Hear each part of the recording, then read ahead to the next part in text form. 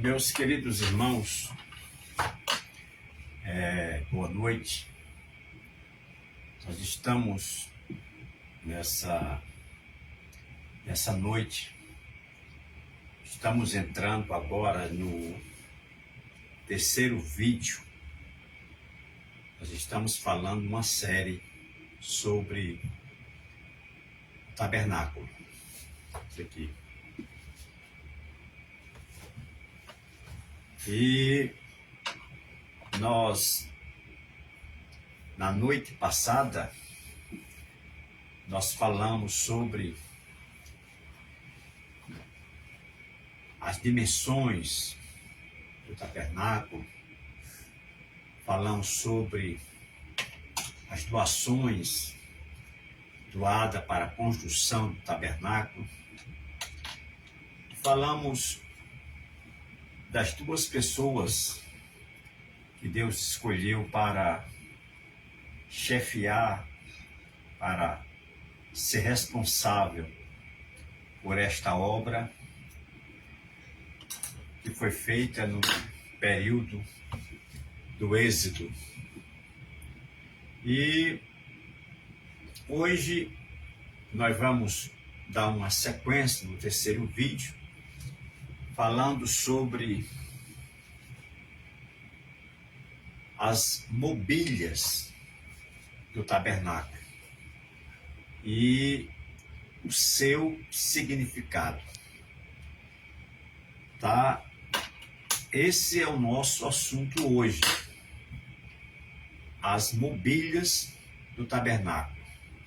Como toda casa, ela, depois de entregue aos donos, os donos, eles, antes de habitar, eles mandam uma empresa ou traz os seus móveis e instala nos cômodos, cada móvel no seu lugar. A casa de Deus, ela não é diferente. Ela foi feita para Deus habitar naquela casa e ali precisa ter os móveis. Mas eu gostaria de, antes de falar para vocês, que depois que o tabernáculo, depois que ele foi instalado, no vídeo passado eu dei as dimensões do tabernáculo,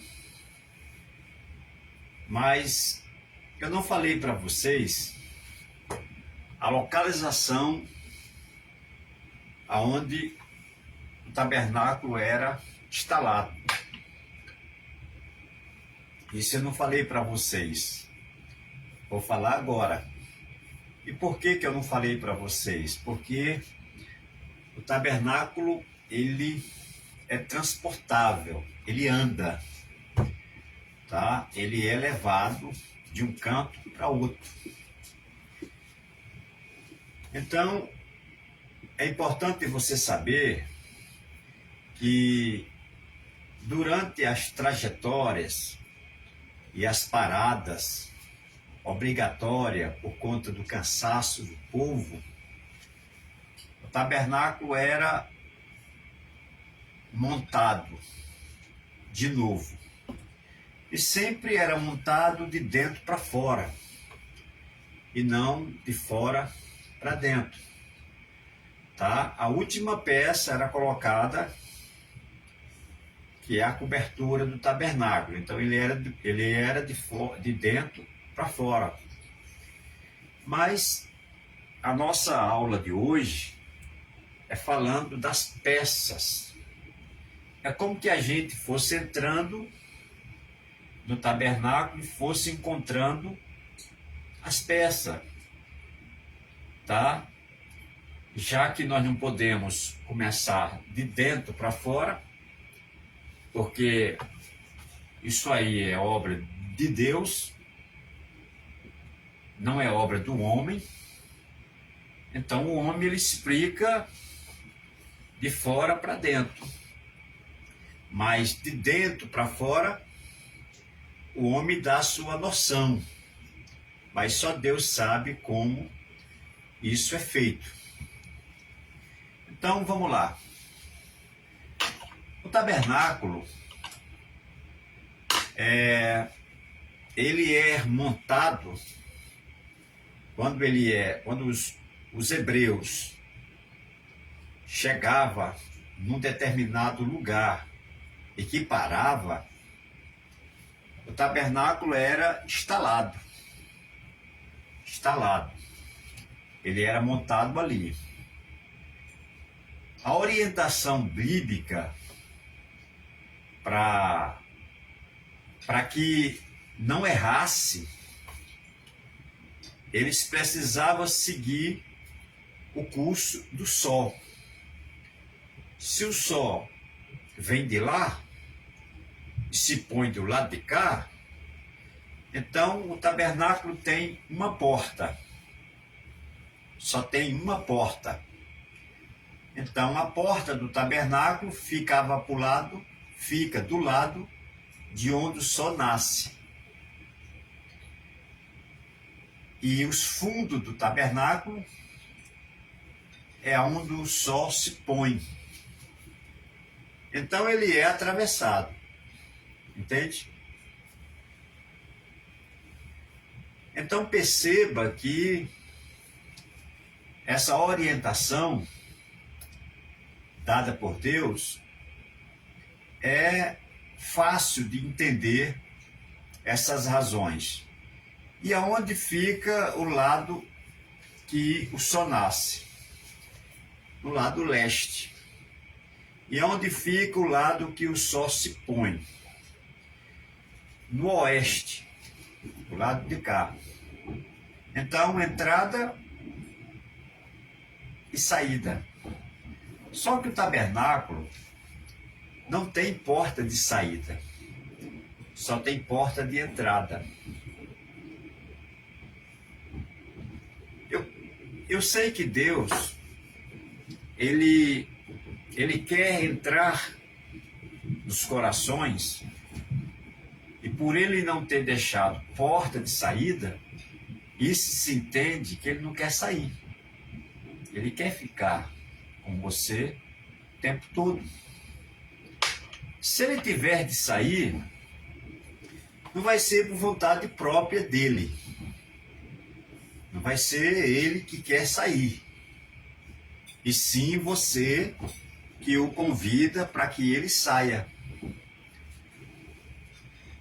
E é um costume judaico, quando uma pessoa chega numa casa para visitar, para passar um dia, 2, uma semana, um estrangeiro hospedar na casa, é costume dos judeus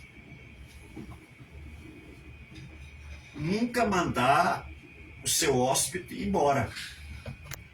O hóspede é que decide que já está a hora de ir embora.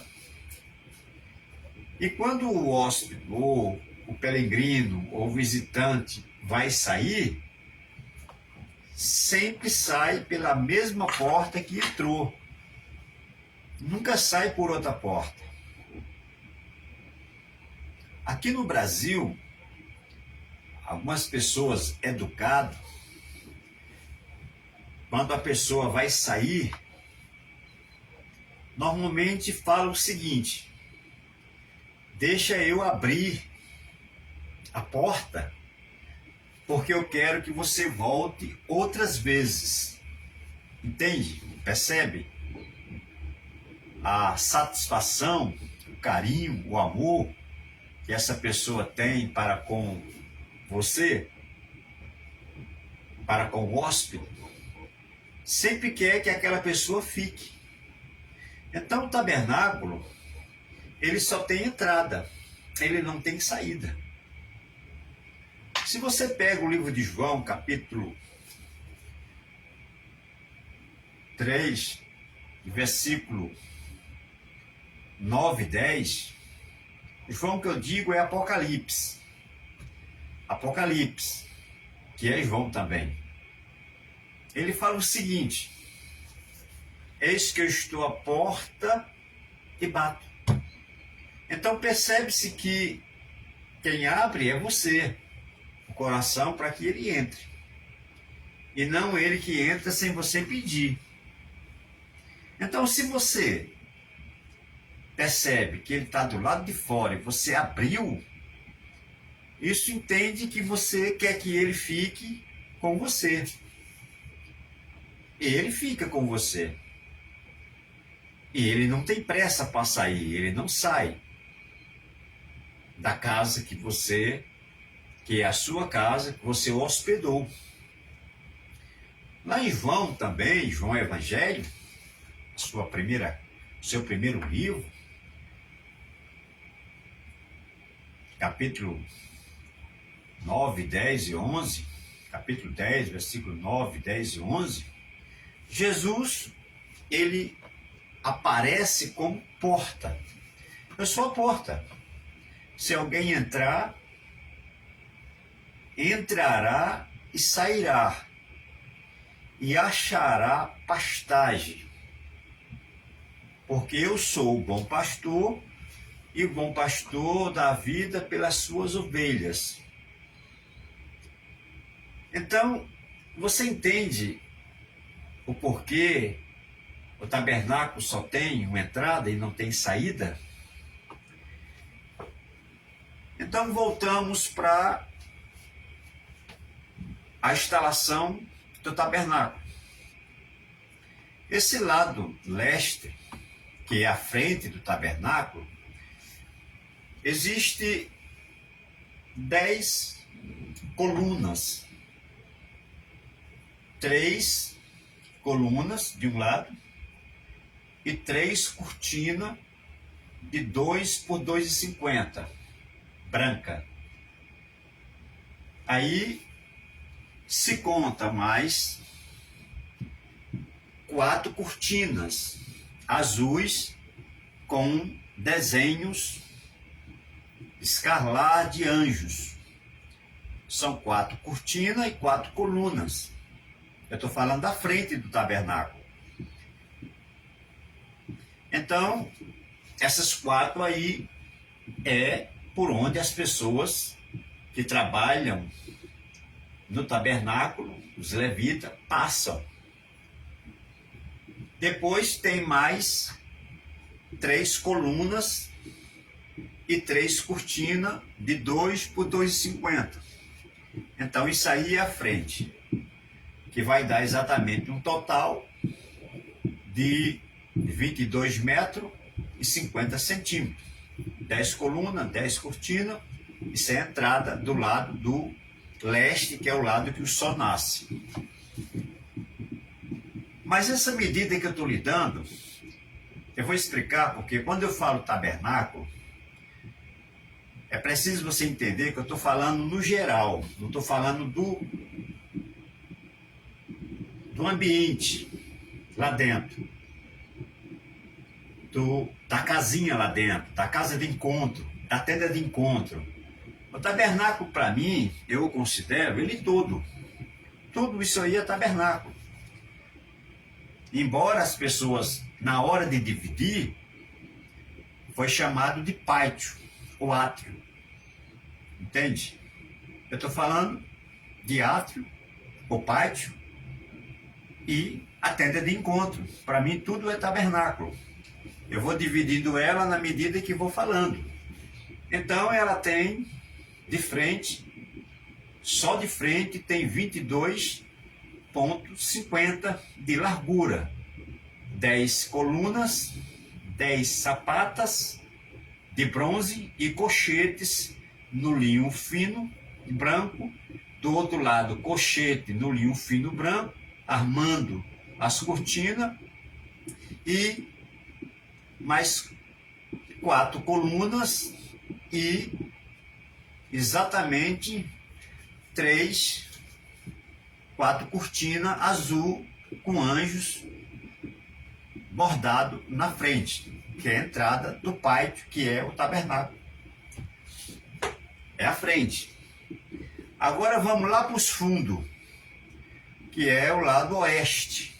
Vamos lá para os fundos direto. Lá nos fundos direto,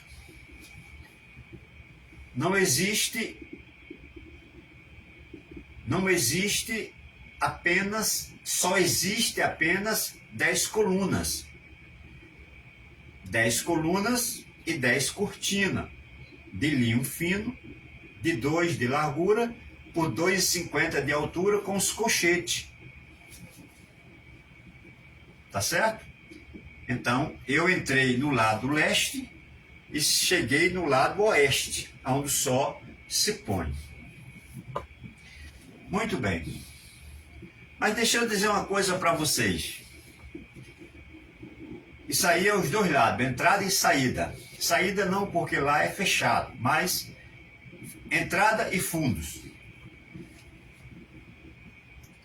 Na entrada existe 3 tribos que pela ordem cronológica, tá? Pela ordem cronológica, a ordem da primazia do Messias, porque o Messias, profetizado pelo pai dos fundadores das tribos, que é Jacó, ele é o pai dos fundadores das tribos. Então Jacó, em Gênesis 49, ele, dos 12 filhos, ele chama Judá e lhe dá uma primazia, lhe dá uma guarida, lhe dá uma bênção e profetiza que ele e dele sairia o Redentor. Então, Judá, ele foi escolhido para assumir a frente do pátio, do tabernáculo. Ele foi escolhido para morar na frente. Por que na frente? Porque Judá precisa ser visto. É a primeira coisa que as pessoas convivem, é a primeira coisa que as pessoas verem, é Judá na frente, morando, as tribos, a tribo de Judá morando na frente do tabernáculo. Isso é uma honra, é um privilégio morar na frente do tabernáculo. E isso foi dado para Judá. Só que Judá, ele não foi colocado sozinho. Ele foi colocado com outra tribo, que é irmão dele, tá? Que é Isacar. Isacar, que é uma tribo, foi colocado exatamente ali também na frente do tabernáculo. E também vem a terceira tribo, que é a tribo de Zebulon. Também foi colocado na frente do tabernáculo. Há um segredo exatamente aí.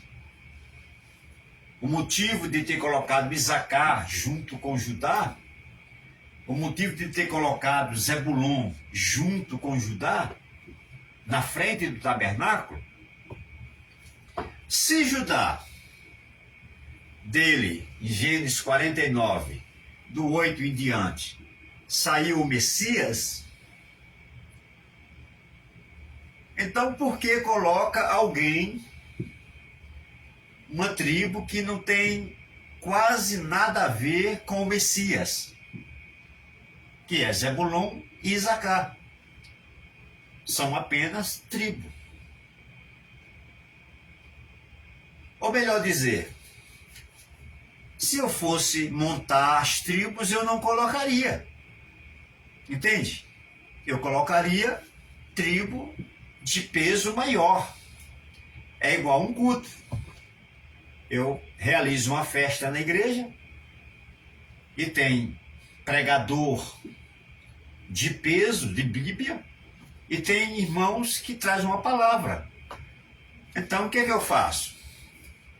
Eu oriento quem está dirigindo o culto e falo, ó, deixa a primazia para um pregador que tem mensagem. E esses irmãos que falam pouco e não dominam o tempo todo, não tem conteúdo para pregar, igreja cheia, deixa eles para dar oportunidade no culto dia de semana. Isso é coisa de natalício, coisa de homem. Isso aí é quase acepção de pessoas. Ou podemos dizer, é um método de desprezar alguém. Então perceba que na frente do altar, na frente do tabernáculo, está uma tribo que nela foi profetizado que sairia dela o Messias. Então, é um direito de colocar ele ali na frente do tabernáculo, olhando para o tabernáculo. Mas deixa eu te dizer uma coisa, porque Isacar ficou com Judá. Deixa eu te dizer uma coisa, porque Zebulon ficou com Judá. A Bíblia, ela descreve a simplicidade, a humildade de Jesus Cristo. Jesus como príncipe, ele prefere conviver com pessoas do campo. Ele disse lá no livro de Lucas 19, versículo 9 e 10, que Zaqueu precisava de salvação, era perdido mesmo, mas Zaqueu era filho de Abraão. Então ele disse, olha, não é os bons que precisam de médico, e sim os doentes. Ele quis dizer ali que eu não vim para pessoas que têm saúde, eu vim para pessoas que estão enfermas.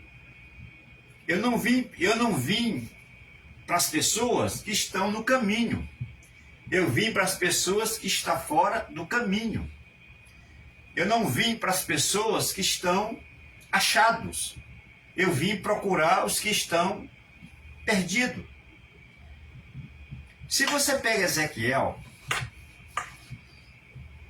34, do versículo 1 até o versículo 8, você vai achar ali 7 características de ovelhas. Ou uma ovelha em 7 situações. Mas ali em Ezequiel está mais para 7 tipos de ovelhas. Entende? E você perceba que quando Deus fala com o profeta, advertindo os pastores, Deus ele se coloca na posição de pastor. E ele diz ao profeta que está dando um basta nos pastores. Mas agora ele está assumindo o pequeno rebanho. E que ele fará um trabalho com essas ovelhas que os pastores não fizeram. E o próprio profeta toca a trombeta, dizendo que os pastores,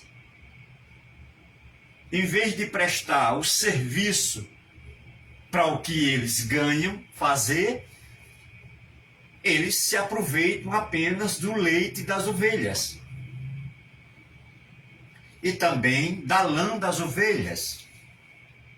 E também da carne das ovelhas. E os ossos joga fora.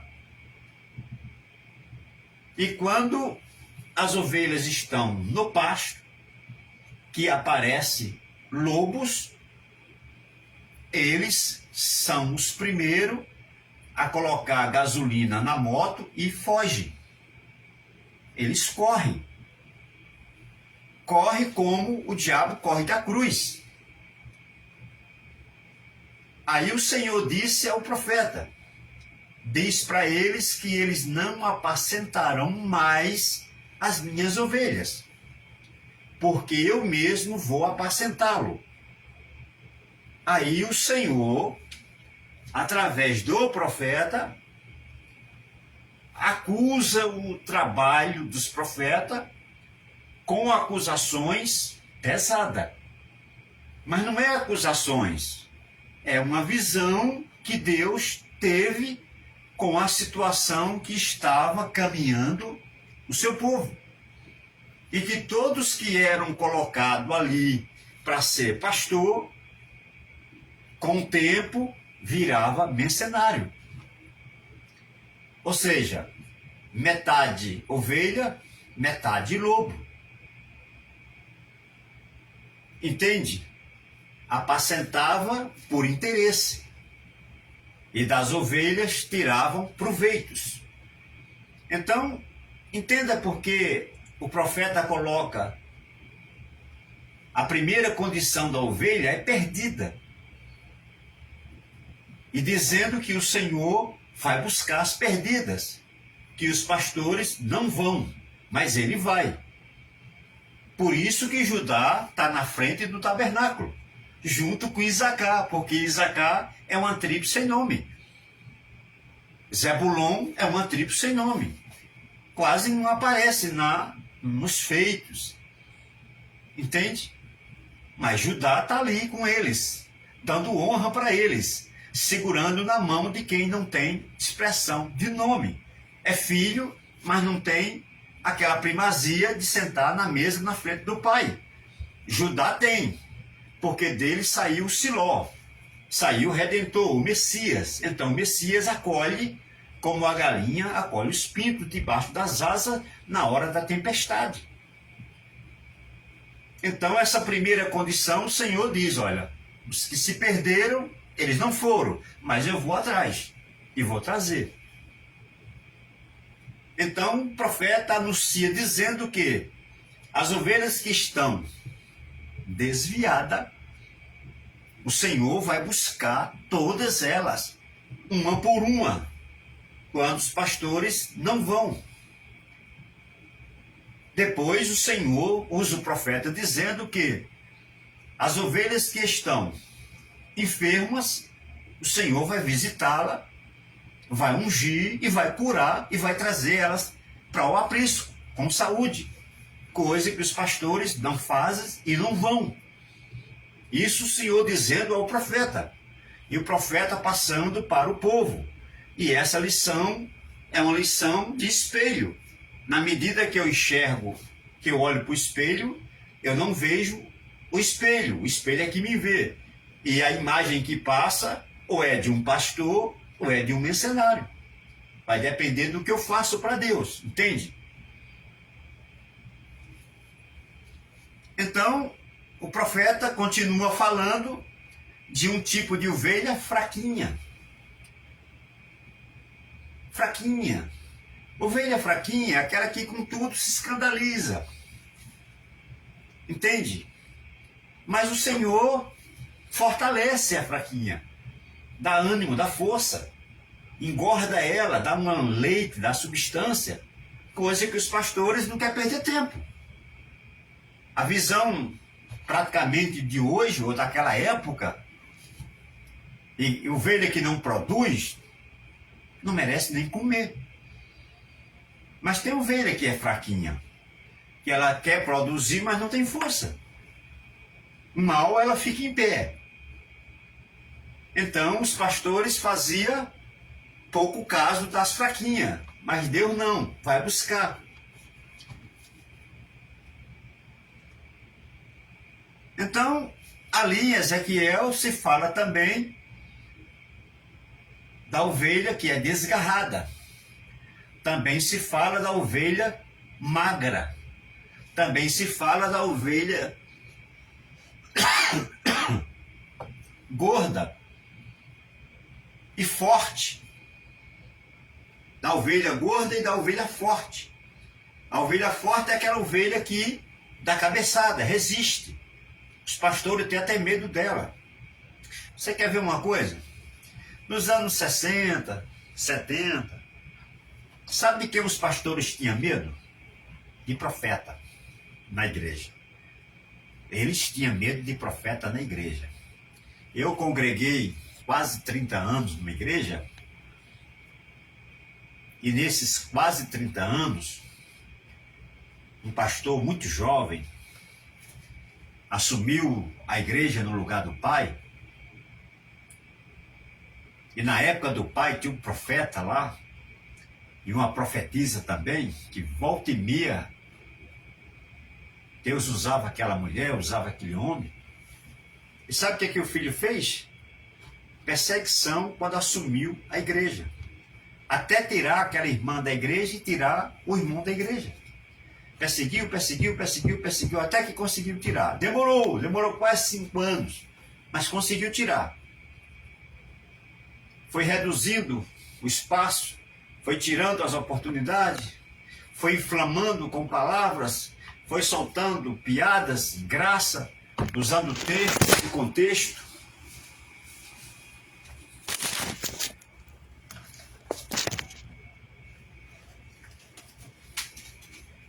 Usando texto e contextos.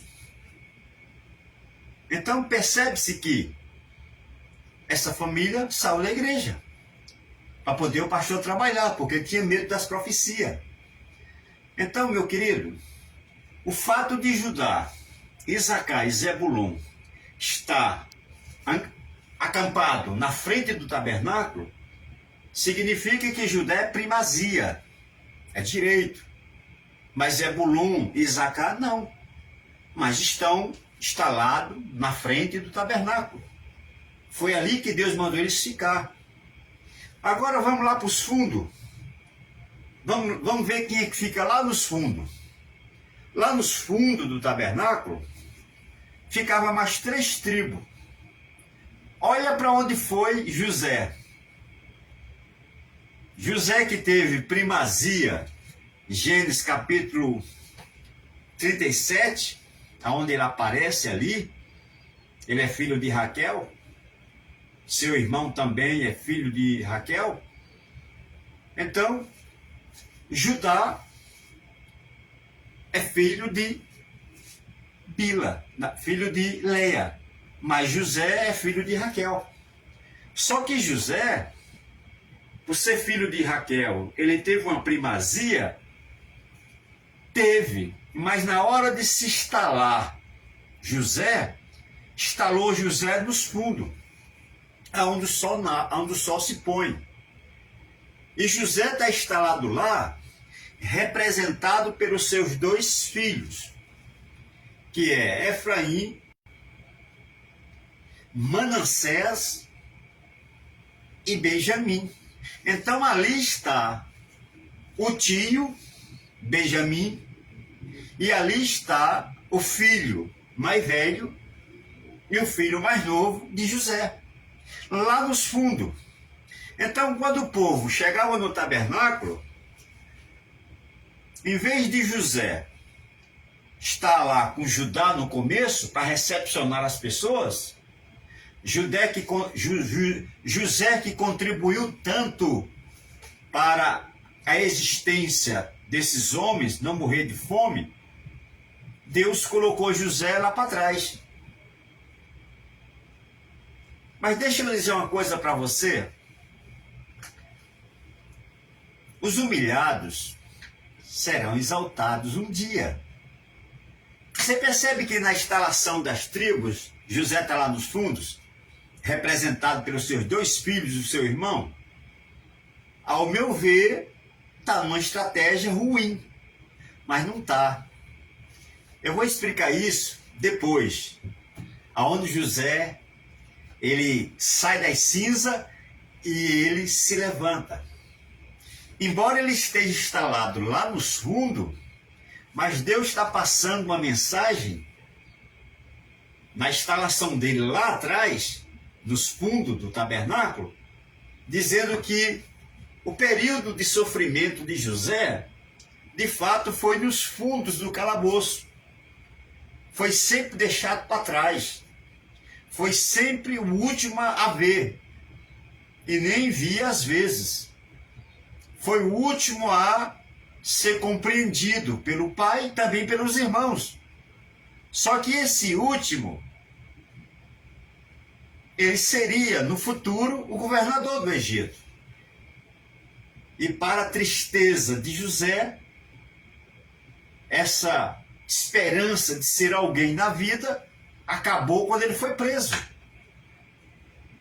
Mas Deus não esquece dos humilhados, exaltando José, trazendo da prisão para o trono de Faraó. Depois eu explico para vocês aonde José sai dos fundos e vem para o meio. E vem para frente do tabernáculo. Mas vamos seguir. Agora vamos falar dos dois lados do tabernáculo maior. Eu falei dos lados, a entrada de 20 metros, 22 metros e 50, a entrada, e falei que a mesma largura também nos fundos, também 22 metros e 50, e falei que as 6 tribos estão instaladas, 3 na frente e 3 lá atrás. As 3 da frente é Judá, Isacar e Zebulon. As 3 dos fundos é Efraim, Manassés e o tio Benjamim. Agora vamos falar da parte na lateral direita e na lateral esquerda do tabernáculo. Vamos falar disso? Vamos. A medida é 45 metros de ambos as laterais, que é as maiores. Ali são compostos 20 colunas. 20 colunas de 2,50 metros e 20 base de bronze. E 20 cortinas de linho branco com colchetes de bronze, tanto no lado esquerdo como no lado direito. É o comprimento do tabernáculo, que é todo o pátio. Tabernáculo dentro, que é tudo é tabernáculo. Então perceba que Deus mandou colocar 2 primogênitos, um do lado esquerdo do tabernáculo e um do lado direito, como cabeça. Mas perceba que teve um lado que teve 2 primogênitos juntos. Vamos falar do lado esquerdo, do sol, do pôr para o nascente. Vamos falar do lado esquerdo. O lado esquerdo tinha um primogênito chamado de Dan. Dan é filho de Bila, é um primogênito. E Azé, uma outra tribo. E Naftali. Esses 3 estão do lado esquerdo, indo para o lado do sol, aonde ele nasce. Agora vamos falar do outro primogênito, tá? Que está junto com outro primogênito, que é do lado direito, indo para o lado que nasce o sol. Tá? Ali fica o lado indo para o lado do sol, onde está Dan e Isacar e Azé, Naftali, é o lado norte. E do lado sul tem 2 primogênitos, que é Rúben, o primeiro filho de Jacó com Léa, tá? Simeão, tá? E o primogênito filho de Zípora, chamado Gade. Então aí tem 2 primogênitos, tá certo? São as limitações aonde fica as 12 tribos do tabernáculo. Muito bem. Agora vamos entrar dentro do tabernáculo. Para a gente entrar, nós já demos uma volta no tabernáculo. Para a gente entrar dentro do tabernáculo, a gente precisa exatamente falar para vocês por onde entra, que é o lado que nasce o sol, aonde está a tribo de Judá. Então eu passo pela tribo de Judá, passo pela tribo de Isacar e Zebulon e entro na porta do tabernáculo. Eu entro ali é chamado de átrio ou pátio, né? Mas vamos chamar de pátio, né? Vamos chamar de pátio, que é o que mais o pessoal conhece, tá certo? Normalmente o átrio é mais chamado de templo. No templo o átrio, não é pátio, né? Mas vamos chamar de pátio, que é o tabernáculo. Então ali, quando eu entro, ali naquele lugar, eu vou encontrar exatamente um altar. O altar, ele tem 2,40 de largura e 2,40 de comprimento. Isso entende que ele é quadrado. E tem nele 4 pontas. A ponta igual a ponta de um boi. Dos 4 cantos, 4 pontas. E tem uma greia, aonde ali se coloca os animais de oferenda.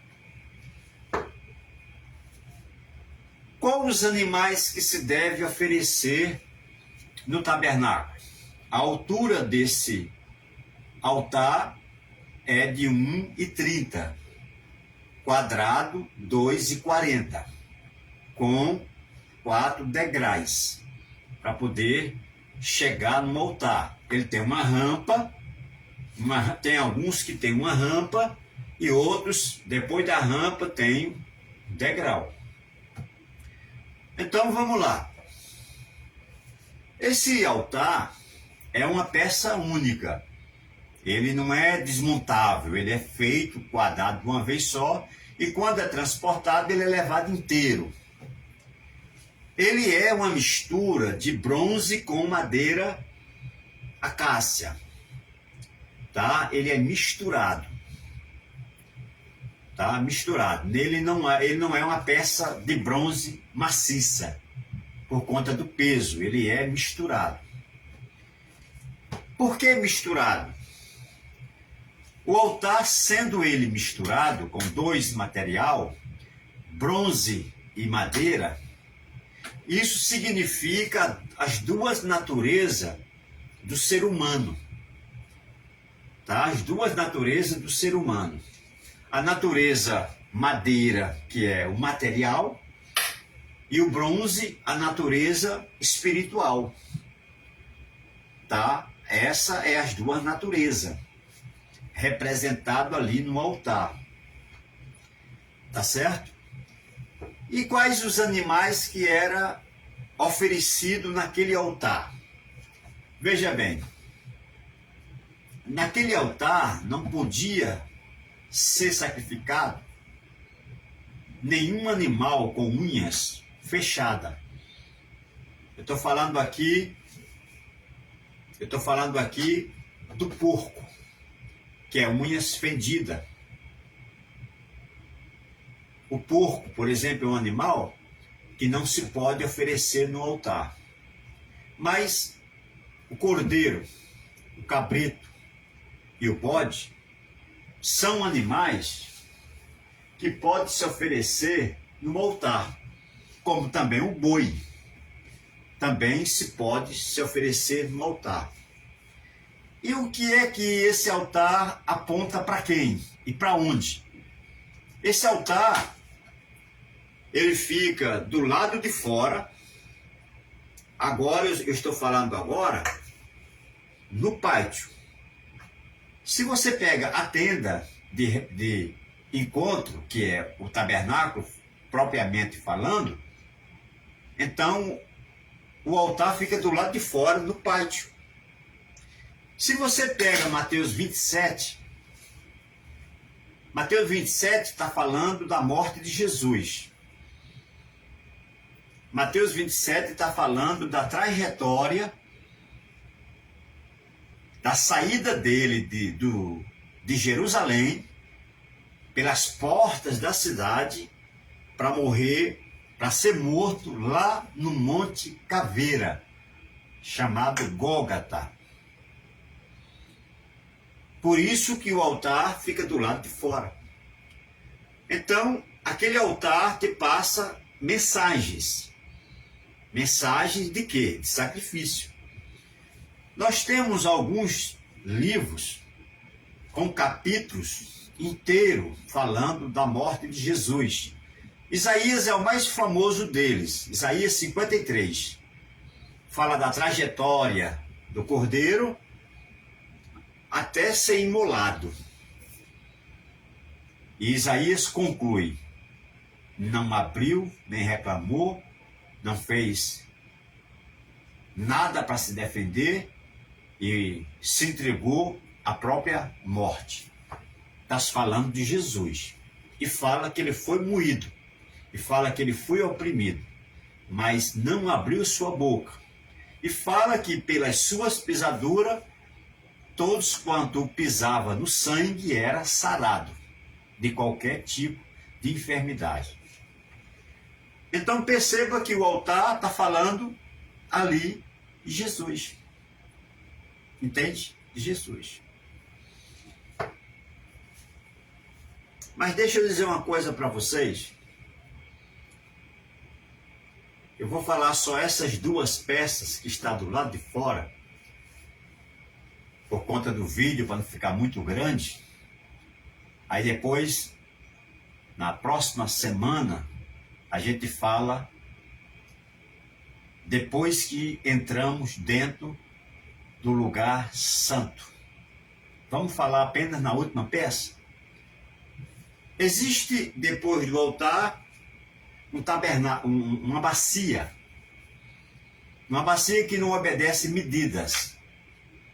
Deus mandou fazer a bacia, mas não disse que tamanho seria. Então, os dois moços que foram responsáveis pela obra, o Oliabe e o Bezaleel, um da tribo de Judá e um da tribo de Dan. Então, esses dois homens foram escolhidos para administrar a obra. Então, eles fizeram a bacia do tamanho que eles acharam que Deus não colocou na mente deles o que fazer, e fizeram. Só que eles fizeram com um material muito interessante. Eles pediram às mulheres espelhos. Quando fala em espelho, a gente logo pula para vidro. O espelho de antigamente não era o vidro, era o bronze polido. Era a chapa de bronze. Então, o bronze transmite a imagem de uma pessoa, embora distorcida, mas transmite, sendo bem polido, quase você se vê. Isso eram os espelhos da época. Então as mulheres contribuíram com os espelhos das suas tendas e trouxeram para Oliabe e Bezaleel construir aquela bacia. Então, quando o sacerdote ele ia para o altar, primeiro ele teria que passar pela bacia. E ali era colocado água para o sacerdote se lavar.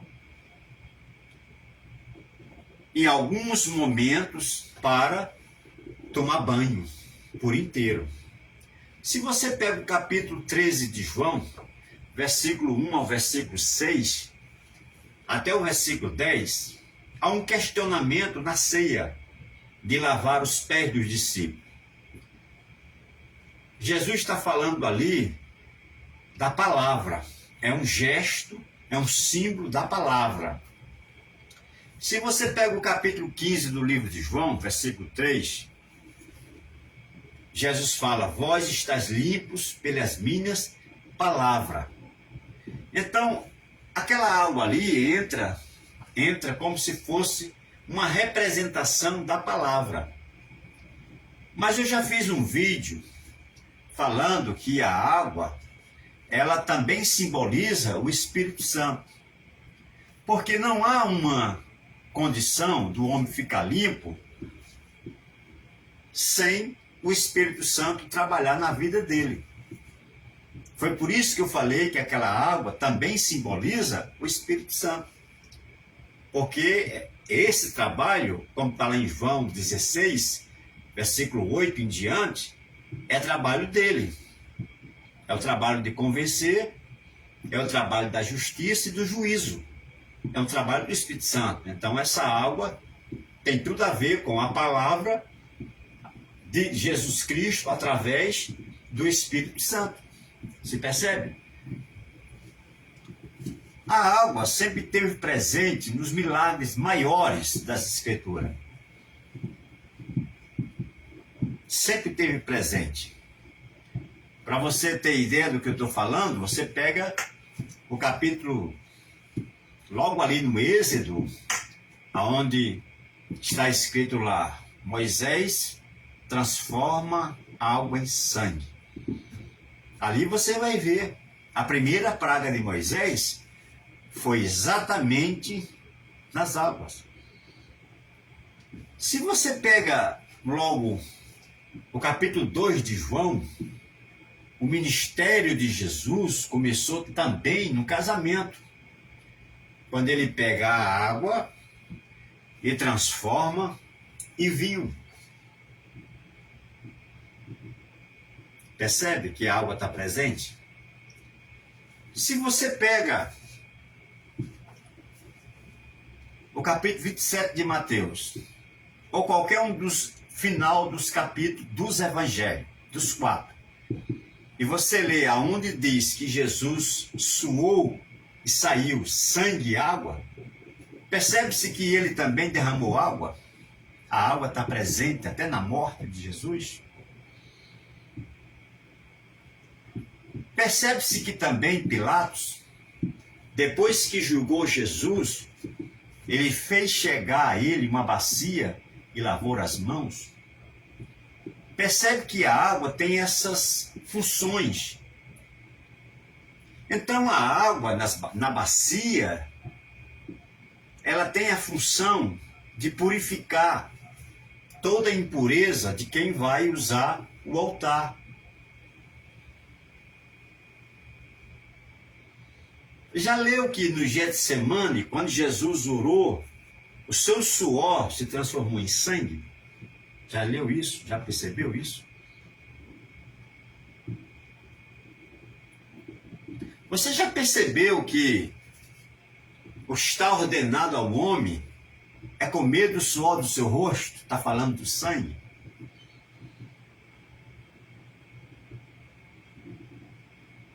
Você já percebeu que a primeira profecia que fala da vida de Jesus, Deus disse para Eva que ela daria a luz com dor, e todas as dores provocam lágrima? A água aparece? Você já leu que quando Elias desafiou os profetas de Baal, de Azera, de Jezabel, os profetas de Baal e Azera não fizeram nada com água. Mas percebe que Elias mandou jogar água no altar dele? Purificar primeiro o altar? E Elias cavou um rego, e os irmãos e Acabe trouxe água. Numa época que não tinha água, porque não tinha chuva naquela época, Elias tinha fechado os céus. Percebe que algo está presente? Então, meu querido, a água, ela tem essa representação. Mas deixa eu te dizer mais uma coisinha. Nós estamos falando de uma peça que não tem duas naturezas. Essa bacia não tem duas naturezas. Essa bacia só tem uma natureza, que é bronze. Ela não tem acácia, não tem prata, não tem ouro, só bronze. Ela foi feita apenas de bronze. Se percebe que ela é diferente do altar? O altar é madeira e bronze. A bacia é só bronze e não tem madeira. O que isso quer dizer para nós? A mensagem que a bacia passa é uma mensagem apenas única, que só um pode fazer. Está se falando de Jesus. Está se falando da palavra de Jesus. Está se falando do Espírito Santo. E que não há mistura, nem sombra de variação. Entende? Quando ele disse, olha, todo o céu pode até passar, mas o que eu falo jamais passa. Porque tem que se cumprir ao pé da letra. Então, Deus abençoe você, meu querido irmão. E no próximo vídeo, no que é o quarto vídeo, nós vamos entrar agora no tabernáculo. Nós vamos entrar aqui. Vamos entrar aqui. Então nós vamos falar dessas 5 colunas. Por que 5 colunas? Quer dizer alguma coisa? Já imagina vocês que sim, quer passar alguma coisa para nós, tá? 5 colunas, tá? Vamos falar também na altura. A altura, todo mundo já sabe, é 5 metros, mas vamos falar dessas colunas aqui. Deus abençoe e tenha uma noite abençoada.